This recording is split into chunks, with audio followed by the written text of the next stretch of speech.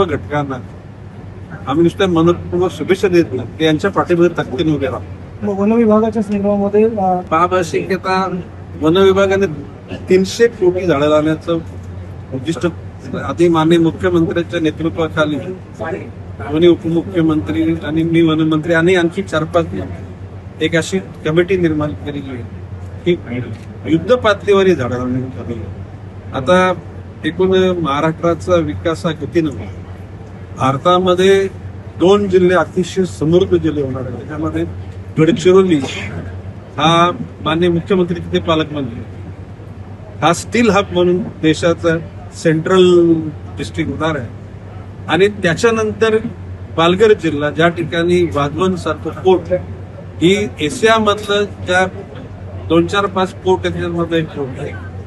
मुंबई आता ही आपली नवी मुंबई, तिसरी मुंबई पेन परिसरात होती आणि चौथी मुंबई पालघर मध्ये ते एअरपोर्ट होतं.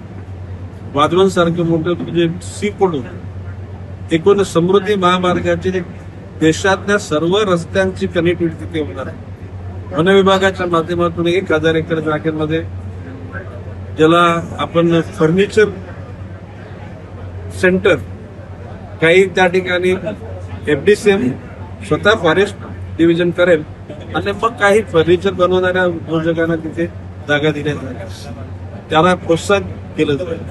आणि पर्यावरणाच्या अनुषंगानं कार्बन क्रेडिट पण घेण्याचा विचार आहे.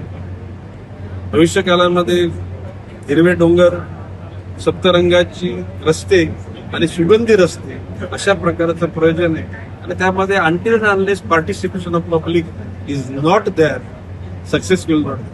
आणि म्हणून जनसामान्याचा सहभाग त्याच्यात यशस्वी होण्यासाठी ठरवलेले आहे. देश मिळेल हा विश्वास. महाराष्ट्राचं माननीय नरेंद्र मोदींच्या विचारावर, अमित शहाच्या एकूण प्रॅक्टिकल असलेल्या समाज जीवनाच्या थेरीवर आणि तिथल्या अगणित कार्यकर्त्यांच्या जीवावर हे गेलावलेलं आहे.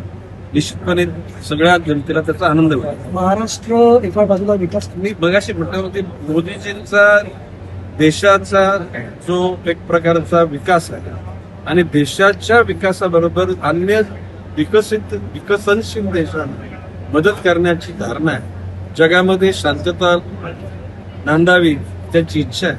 आणि भविष्य काळामध्ये हा विचार वाढत जाईल आणि मोदीजींचे विचार देशामध्ये ते देशाच्या बाहेर सुद्धा अप्रिशिएट केले जातील असं विश्वास. पश्चिम बंगाल सरकार अचानक काम करणाऱ्या कार्यकर्त्यांचं आणि ध्येयानं जीवन जगण्याची शैली देणाऱ्या मोदीजींचं आणि अमित शहांचं राहुरी